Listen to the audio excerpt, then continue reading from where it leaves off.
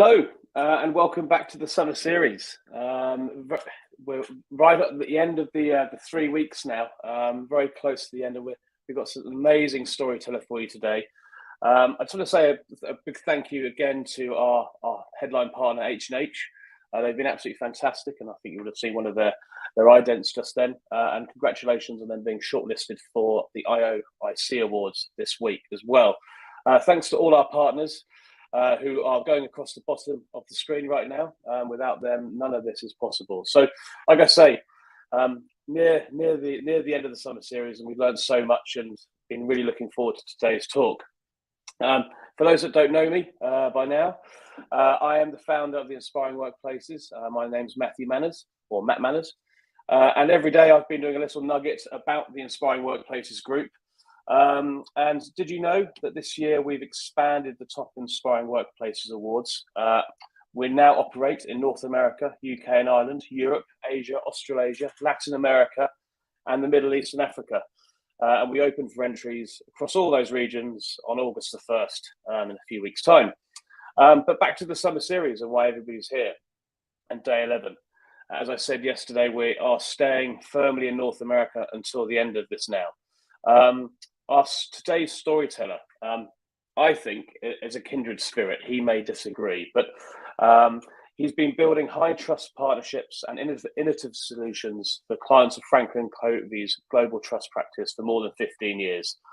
And a lot of that time, in fact, most of that time has been spent in collaboration with the much-lauded Stephen M.R. Covey, managing his speaking business and custom client solutions as the Director of Business Development.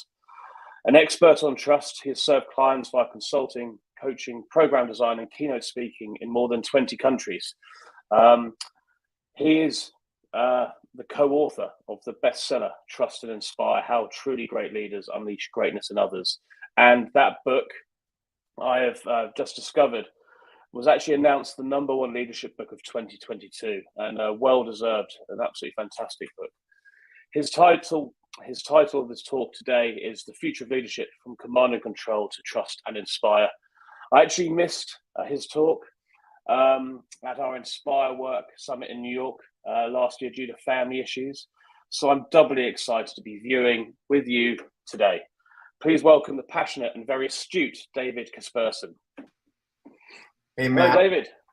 It's great to be with you. Thank you for having me on. Thank you so much. As I said, I'm going to leave right now. People are here to see you and not me. So over to you, sir. Sounds good. And we are absolutely kindred spirits. It's great to be with you, everyone, today. Thank you for joining us. My name is David Kasperson, and happy to share with you some of the insights that have come both from working in organizations all over the world and some of what led into the about 6 years of work that it took writing this book and some of the things that came out. I'd like to maybe begin, if I could, with something I believe that was really beautifully articulated by Gandhi that kind of frames our discussion. Then I want to share an illustration of this with you. Here's the quote. He says, "The difference between what we do and what we're capable of doing would suffice to solve most of the world's problems." Now, the point of an inspiring workplace is not just to draw people to it or even just to get them to stay. It's that being in an inspiring workplace does something to unleash those capabilities that we need to solve the problems and challenges that we're facing. Let me give you, maybe I'll begin with this metaphor that may be a little bit what some people feel like in an uninspiring workplace, but this is Death Valley, California. Death Valley, California is named the way that it is for two reasons. One, it's too hot. Well, really the main reason is that nothing grows there, but nothing grows there for two reasons. And those reasons are that first, it's too hot. The hottest temperature on Earth was recorded in Death Valley at 134 degrees Fahrenheit, which is just about 57 degrees Celsius. So it's hot. The second reason nothing grows there is it's too dry. The average rainfall in Death Valley is about 1 inch per year. There was a string of weather for about a 4-year period not too long ago where they had less than half of an inch of rain that fell for that entire time. Now, here's what's interesting. A few years ago, in the winter of 2004, there was a string of weather that hit Death Valley that was very uncharacteristic. They had about 6 inches of rain fall in a very short period of time. So the following spring, after that, Death Valley went from looking like this, totally dead and barren, to looking like this, just covered, carpeted in wildflowers. Now, you know what's interesting is that the seeds for those flowers, the potential for those flowers, for that growth, was there the entire time. It didn't come with the rain, it's always been there. So really, it's not dead after all. As the late Sir Kenneth Robinson noted, said it might actually be better called Dormant Valley. It's not quite as catchy, but it's a lot more accurate. Now, people are a lot like that. The seeds of talent, potential, and greatness are there. Our job as leaders is to create the right conditions for them to grow and flourish. And this is why we're here today. An inspiring workplace is an environment that invites those that we lead and serve to flourish. The very word inspire comes from the Latin word inspirare, which means to breathe life into. The opposite of that, of course, would be an uninspiring workplace, which tends to suck the life out of. And on one level, we kind of know this. That's why we're, again, here. Everyone knows this, though, on some level. We've all been in an environment on kind of both sides of that spectrum. The question is, for today, why is this so difficult to create? It's been kind of a moving target. Offer this thought. The world that we're in is changed, no question. Not just since COVID, but it's continually changing and evolving. Our challenge is that traditional leadership has not kept pace with the change that's around us, with the needs that everybody has. See, traditional leadership tends to focus more on managing performance and results out of people. What I'm talking about really is leading as opposed to managing and growing the people that produce those results. Not only do we still get the results when we take that approach, but they're actually far better, far more sustainable, and a lot more of it comes from the people rather than our efforts as just leaders. So, question, what is trust and inspire? So I'll give you kind of an overview of what these conditions kind of look like. I'll use this as a contrast. The title of the session is about moving from command and control to trust and inspire. So if you look at command and control, which I'm kind of using for the traditional style or approach to leadership, I'll put some things up on the left and some things on the right. I want to note just before that I do this is that what you'll see show up on the left with command and control, this is not necessarily a bad versus good. This is more of a less complete to more complete. So for example, command and control tends to be about managing people and things. Trust and inspire, we differentiate between people and things, and we manage things and lead people. We have to have good management, no question, but we manage things like schedules, processes, procedures, structure, all of those kinds of things while we lead people. When you try to manage people the way you manage things, you're going to find out, especially today, that you'll end up with a whole lot of things and no people. Second, we get results in command and control. We tend to get results through people. That's not a bad thing. That's where the results come from. Trust and inspire tends to focus on getting results in a way that grows people. Command and control tends to be more about machinist or mechanistic kind of approach, where my job as a leader is to mold and to really shape people. Trust and inspire recognizes that, like Death Valley, those seeds of greatness, of potential, they're already there. My job is much more like a gardener to create conditions to bring those out.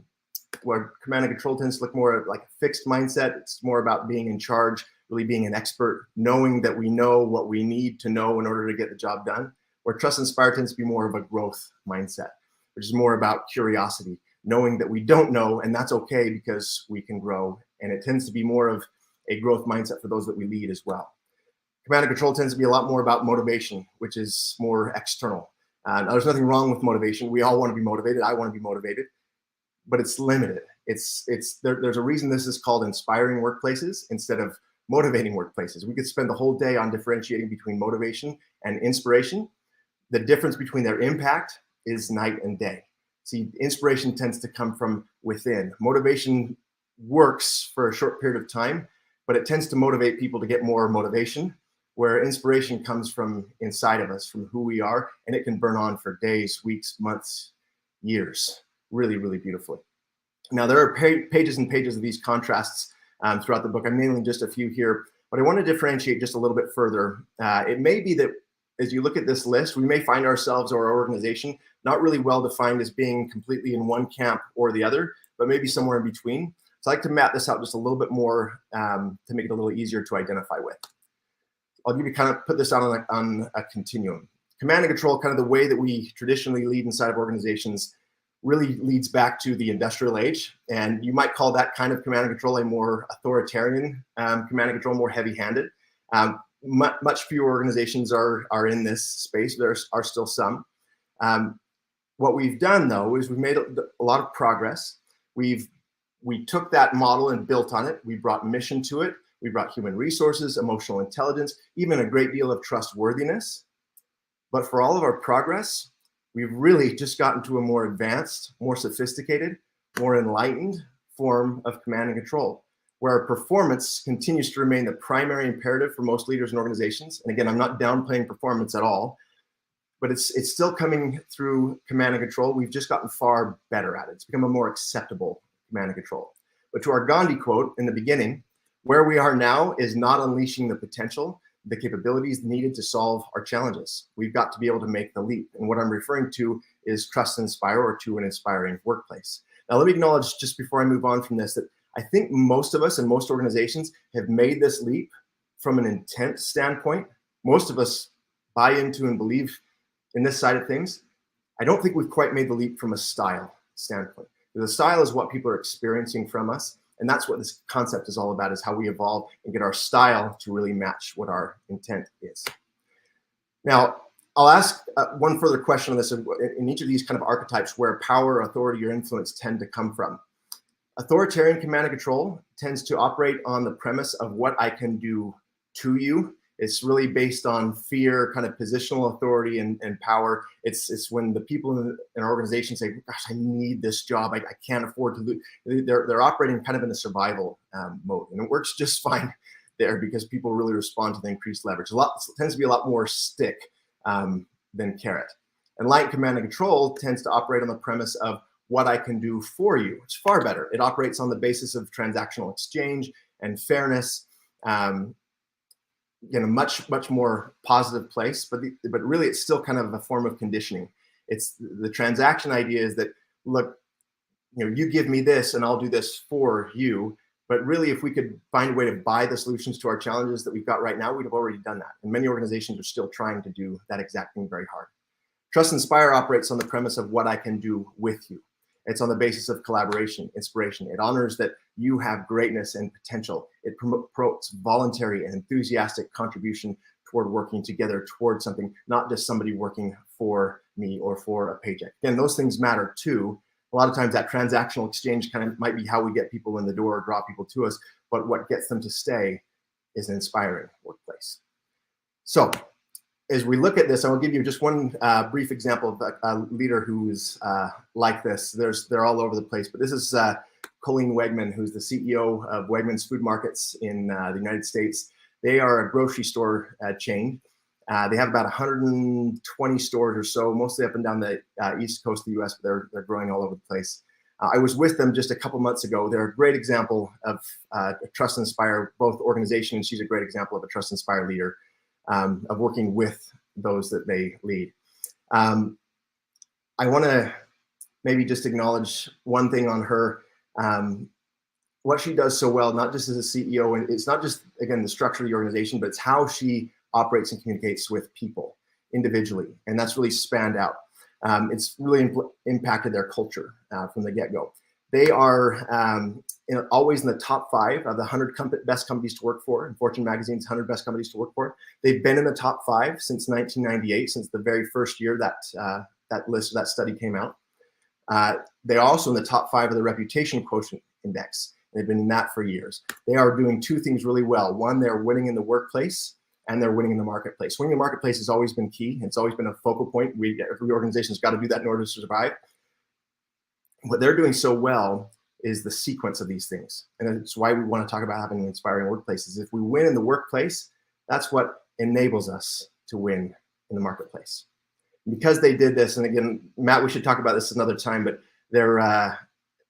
what they did to survive, not just survive, but really thrive through the pandemic, and in an industry where you've got frontline workers, really is a masterclass in an inspiring workplace and building a Trust and Inspire kind of culture.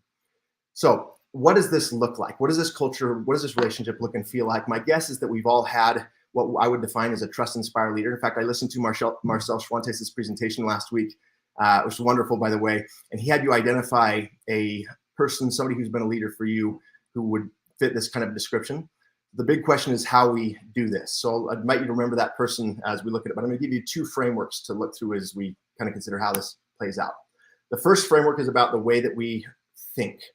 It's called the fundamental beliefs of trust inspired leaders. By fundamental beliefs, this is the paradigm. I'm going to give you 5 aspects of our paradigm, of our default kind of viewpoint, how we look at people and how we look at leadership. The other framework I'll get in just a moment is, okay, so what do I do with that? But the thinking is such a key. So I'll introduce these quickly to you just in succession. I'll go a little bit deeper into one, then we'll move on to the what we do piece. The first is, I believe people have greatness inside of them. So my job as a leader is to unleash their potential, not control them. I believe that people are whole people. So if I believe that, my job as a leader is to inspire, not merely to motivate. It's my job.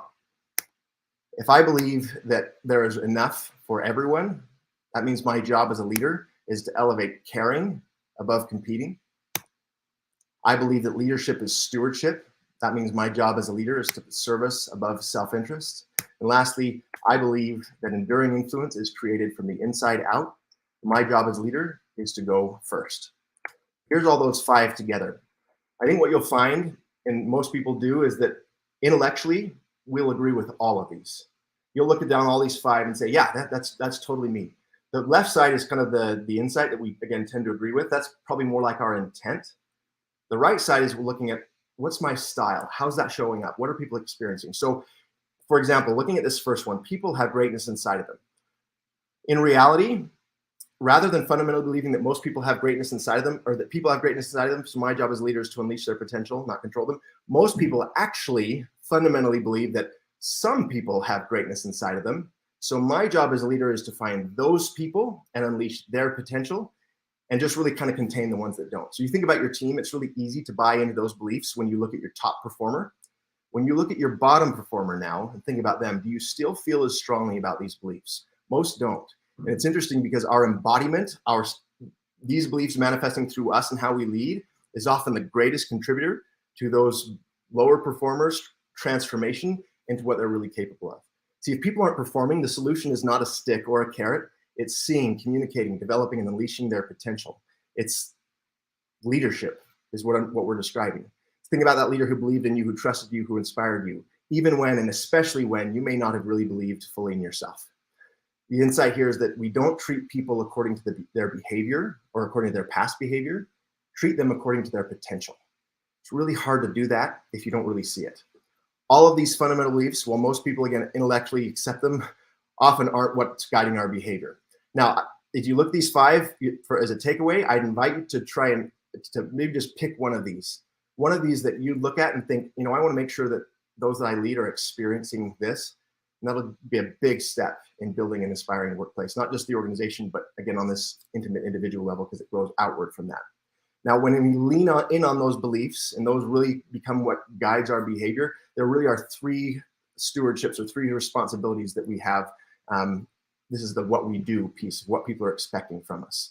These are the 3 stewardships of things that we do to move from command and control to trust and inspire. The first is modeling. It's about who you are, what you do, the way you show up, what people experience from you. Second is trusting, which is about how you lead.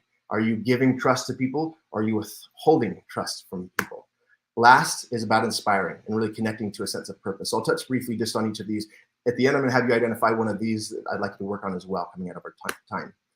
On modeling, again, it's really about who you are. It means that we're doing things like practicing authenticity and vulnerability.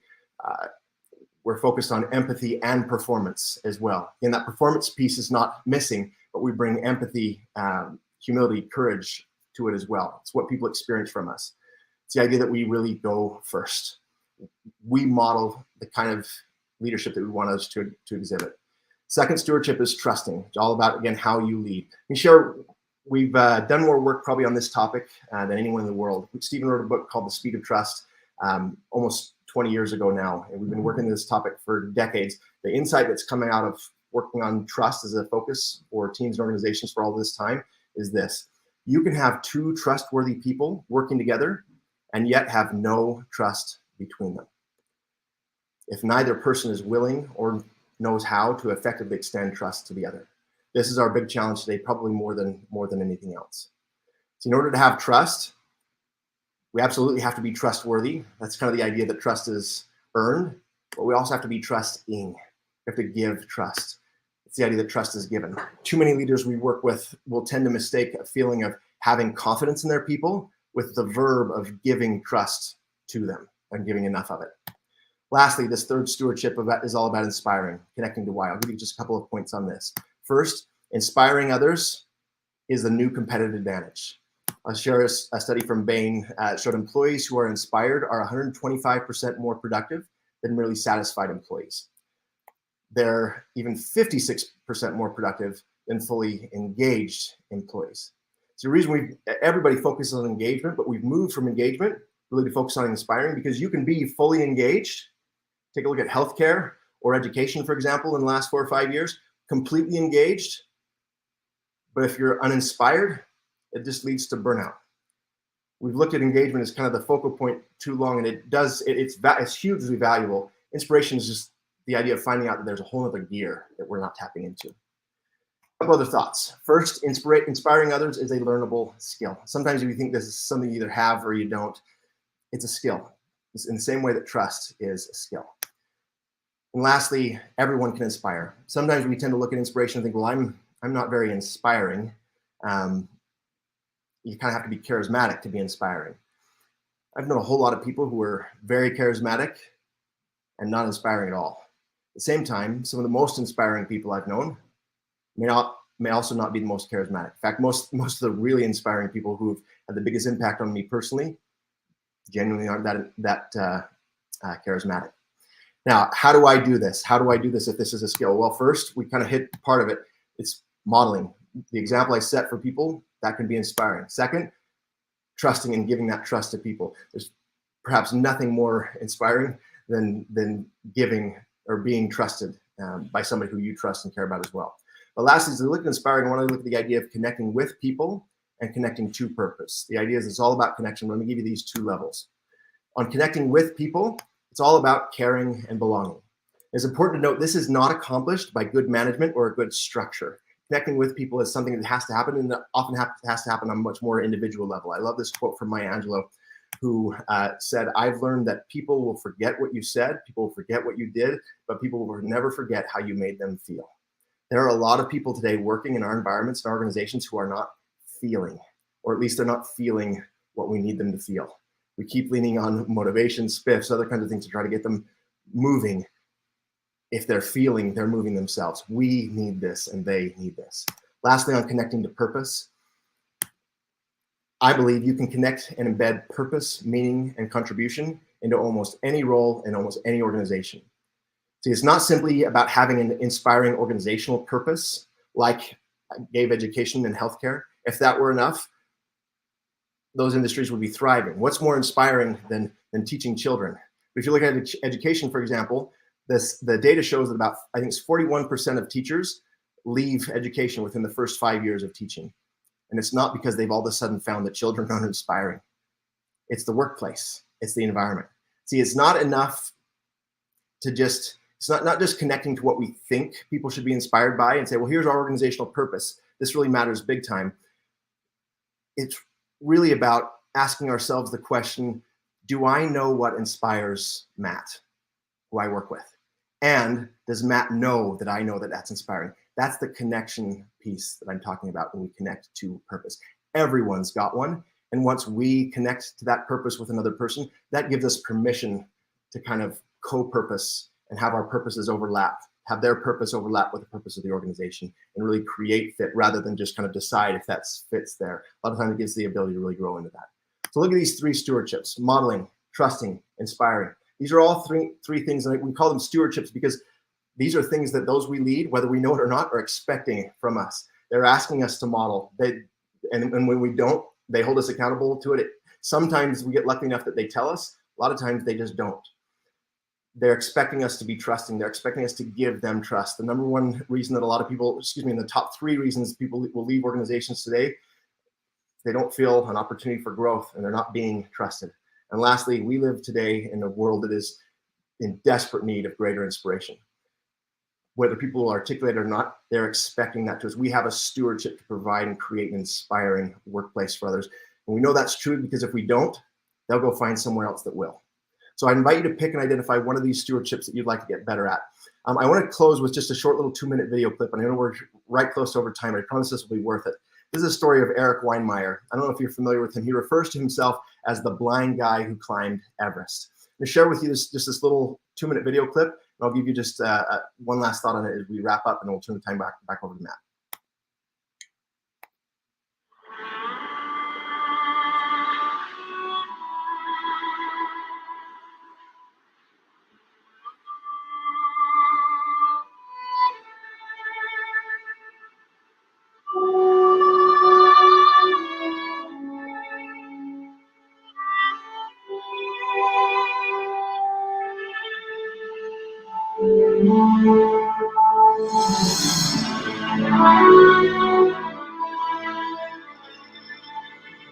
Mount Everest, the tallest point on Earth. For a sighted person, climbing Mount Everest is one of the greatest physical challenges on the face of the Earth. Ever since I went blind, it's been a dream in the back of my mind to climb the world's tallest peak. I knew that only 10% of the people who try Everest make it to the top, and for every 6 people who summit, I've heard 1 dies. As a blind person, I knew I could never get to the summit of Everest alone. What would get me to the top wasn't necessarily technology. What would get me to the summit were the people that I surrounded myself with. After that, I forced myself to sit in front of my tent and envision myself and my team on the top, to actually lead myself forward. There's a 12,000-foot drop on this side, a 9,000-foot drop on the other side. At that point, I don't think it really matters which side you fall off of. Sometimes you have to rise to the occasion right now. You got to be good and execute right now, every step of the way.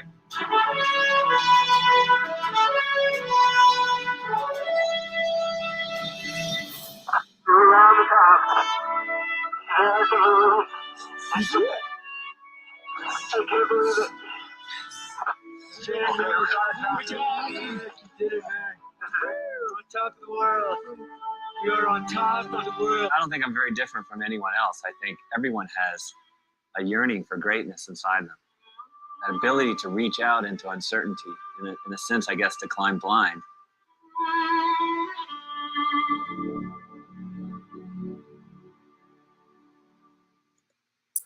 All right, let me share with you what the filmmaker said about this experience who was on this crew. So what I find to be really intriguing about that milestone is that everybody on the team put aside their own self-serving need to get to the top, to get behind Eric's summit. Most of the time on Everest, it's every man or woman for himself saying, I want to be on top. They're more just concerned about, well, am I going to reach my goals? Our team had a loftier purpose, to get behind Eric and make sure he was able to safely get to the top and back down. As a result of that, everybody on the team was able to get to the top. This was the greatest ascent, even still today, in history. They put service above self-interest, and for that very reason, self-interest was served. The workplace, the environment, the relationships that we cultivate and create today have the opportunity to create for us in our own lofty purpose, the kind of environment that brings us back to our Death Valley metaphor. It takes those seeds of greatness, potential, talent, allows them to grow. My experience, and I hope you've seen the same thing, so we look back, even as I look at myself, I've been surprised to see the kind of growth that I've experienced and where I've gone working with this kind of leader. Each of us can be this kind of a leader for someone else. And that's our challenge today: to trust, to inspire, to build inspiring workplaces. Thank you so much, Matt. I can't tell you how grateful I am to be back on with you again, and always enjoy our conversations and time together. Thank you so much. I could talk for days following that. So much to unpack, and an emotional video there at the end as well. So just trying to gather my thoughts. But a couple of things jumped out at me. Well, a lot of things jumped out at me. And you could see the crossover with Marcel Spontes there as well, the servant leadership. And, you know, as you talked about, you know, and you had a conversation with him when you launched your book. The two elements, I suppose. The first one, and I think you kind of touched on it right at the end, was you said treat people according to their potential, not their behavior, and that I found that very, very powerful. And obviously, we're all human, and that means we're fallible. Are there any tips to being a leader, whether it be senior or management level, where you could just pull yourself back into thinking about treating people to their potential and not their behavior? Because what a great and powerful philosophy that is to have for each individual within an organization. Yeah, I was given this metaphor maybe a few months ago. We shared that same kind of insight, and somebody had said, it's interesting. With leadership, we tend, our goal, we tend to look forward. Our idea is to look where we're going and lead into a certain direction. But too often when it comes to people, we tend to base our decisions. It's almost like trying to drive using your rear view mirror.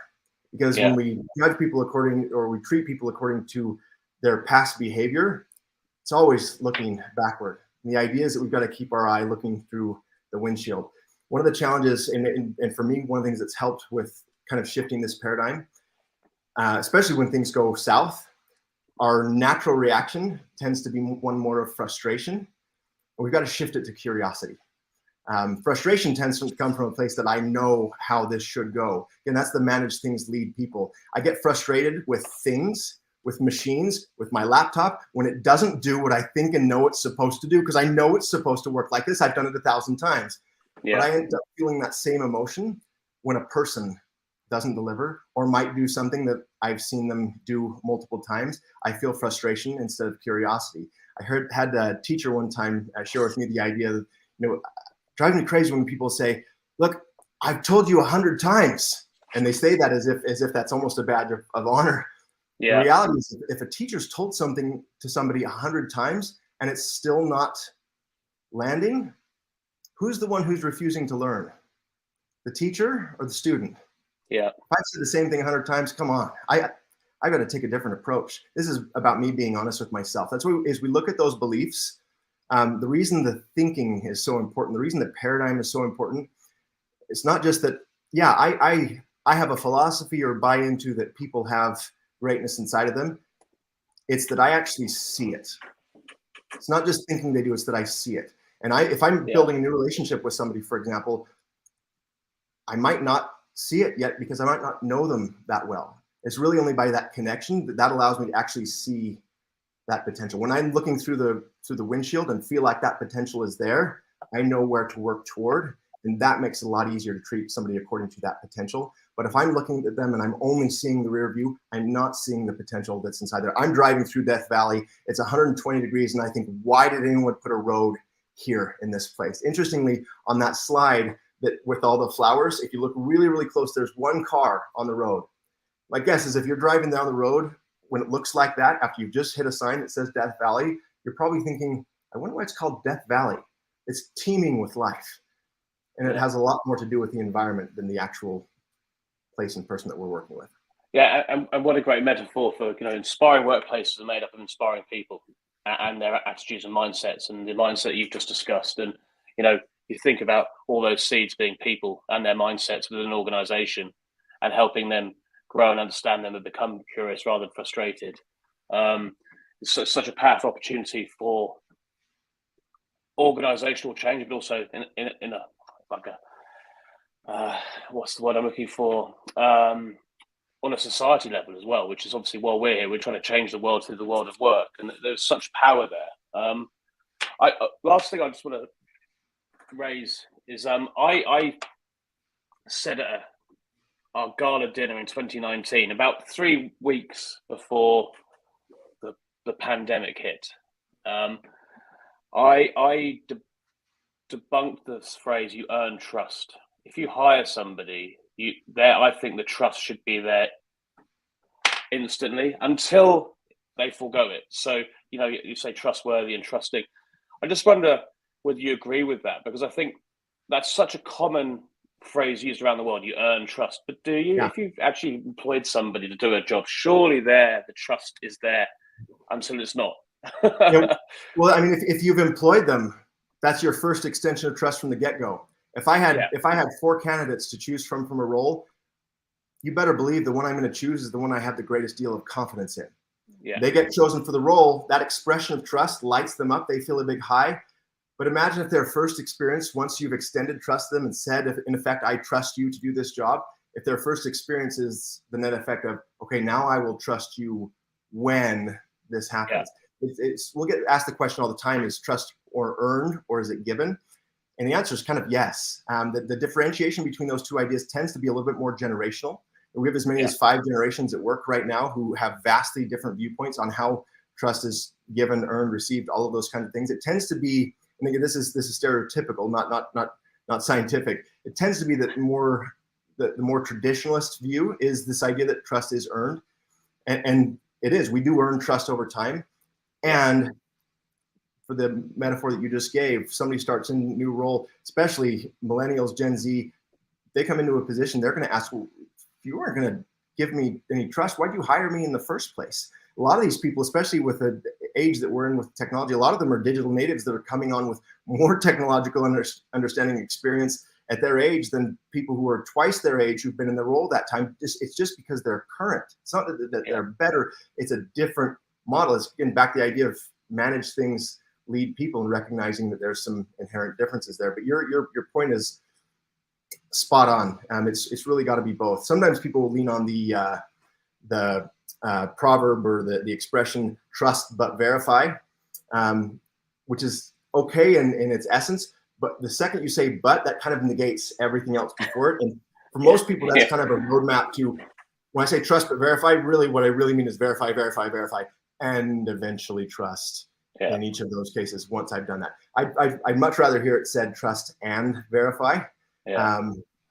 Especially the sequence of that mattering too. It's what you were saying at the beginning of the idea, that you trust people until they prove themselves maybe unworthy of that trust. And then you give them more and more and more. If they prove themselves unworthy of the trust, it doesn't mean the trust is gone. You just might hold back a little bit, not to contain them or contain the damage, but you're recognizing from that gardener metaphor again, it'd be like picking the fruit before it's ripe. You give it a little bit more time, you give it a little bit more water, you give it a little bit more sunshine. It's not the approach that we normally take when we lose a little bit of trust. Thank you so much. As I said, could be here for days. But I'm really, really grateful for your time, your insight. I know our audience will be as well. Congratulations on the success of the book and all the work you've been doing for the past 15 years and the next many, many years. And just look forward to talking to you again. And thank you on behalf of everybody. Thanks for sharing your expertise and your time. Thanks, everyone. Cheers, David. Thank you so much to David. Absolutely inspirational insight there from him. We've got 2 more talks to go on the summer series. And also please check out David and Stephen's book, Trust and Inspire. Check out their website, their LinkedIn profiles, so Franklin Covey, and obviously on LinkedIn, and reach out to them directly. I'm sure they'll welcome you warmly. But thank you again for today. It's a bit longer than usual, but I think well worth it. Take care. Have a good evening. Bye-bye.